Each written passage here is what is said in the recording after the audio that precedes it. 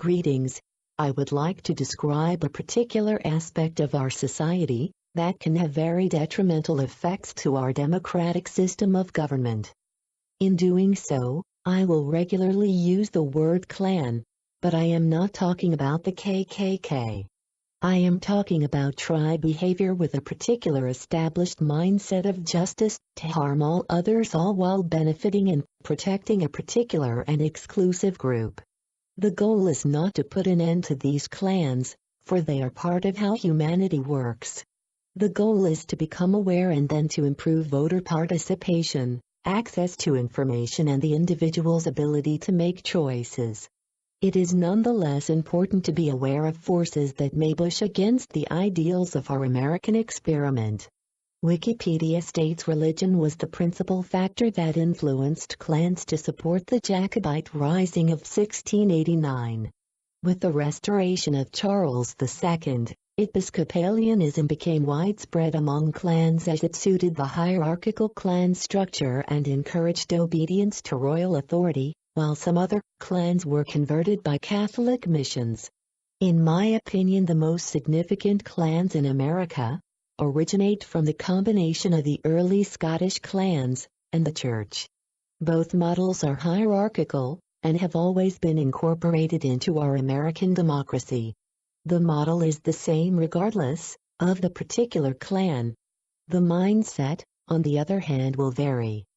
Variants of this, like the mafia or gangs like MS-13, have the same model, but the mindset and methods are different. Jesuits and Cistercian monks as well as the Catholic Church have similar models, but of course the mindset and methods are even more different.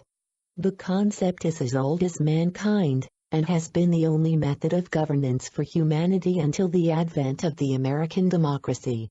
The particular mindset of tyranny is troublesome to a democracy. A self-styled social upper class, with a ruler or boss, feels entitled to take from the lower classes. This mindset has always worked very well, and if kept secret, is very powerful. These clans need no name. They will prefer political and religious institutions, but can infiltrate into any organization. The clan I will describe is a pervasive and in a constant struggle against democratic precepts. It plays to the nation's sense of conservative and constitutional values, while in fact working to do the opposite. A constant game of deception, a tactic for power that has no real affiliation to an ideology, other than power itself. This may sound to you like conspiracy talk, but it only sounds that way because you are conditioned to think in a certain way.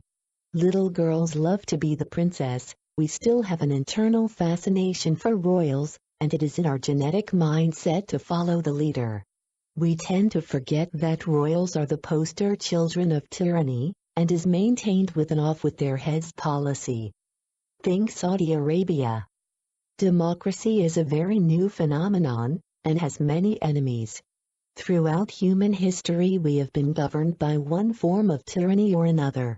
In a democracy, people are governed by an illusion, a reality that is created for them by these tyrannical forces. This is not a statement of good or bad, for there can be good tyrants and good illusions. All the world is a stage, and as in Plato's allegory of the cave, the illusion is maintained by the very individuals living in the illusion.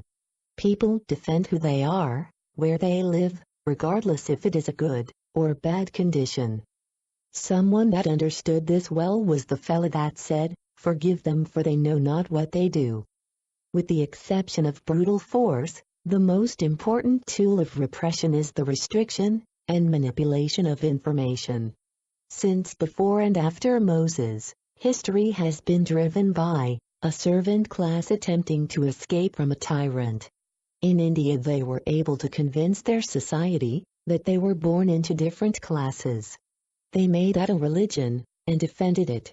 In the South we had convinced our community of slavery, and the South defended that.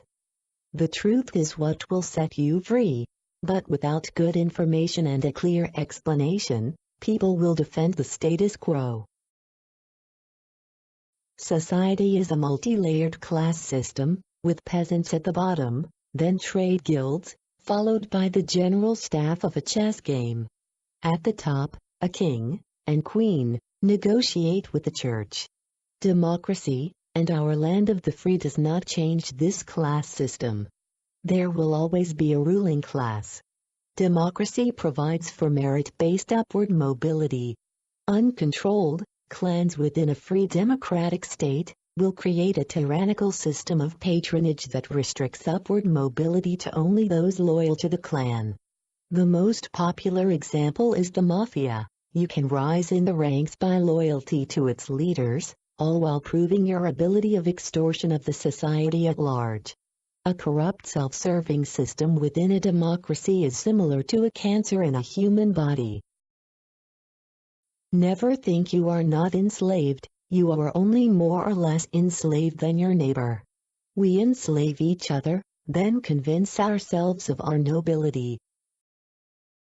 There was a time when the ability to read was the privilege of only a few people. Books with technical, scientific, religious, or historical information were hard to come by. The printing press came in 1450, the Bible was printed, and by the Enlightenment of the 1800s, democracy established itself for the first time. We now live in a time where the access to information is unparalleled. Information tends to make us aware of injustice, and injustice causes conflicts. All wars and politics are based on some relation to justice. One nation offers more freedom, it then prospers, threatens its more tyrannical neighbors, then comes war. Or, one tyrant wants what the other tyrant has. From the first taking of an apple, the basis of everything that is wanting what does not belong to you. Human history is a constant dialectic, a series of wars that slowly push forward an evolving ideal concept of justice. To improve our difficult path through history, we can improve how our clans behave. The mob, a clan, or a herd, can be modified by information and education. We can build a society based on equal justice under the law by providing this information. Information and the Internet is the best hope we have to make proper political choices and to prevent corruption. WeSeeNot.com works to show how a collaborative political repository of information can improve government and our social condition. The name We See Not is because there is a lot we don't see inside our political process. Informed voters make better choices. Without good information, voters can be manipulated by capital interests and make choices not based on what is best for society.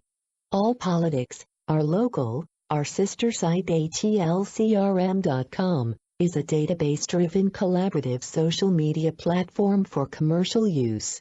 It's designed to be a gathering and dissemination tool for data as well as become a local marketing platform. Contact us, participate, and help us build, and then benefit from, the most strategic use of social media, for both business use and the social good.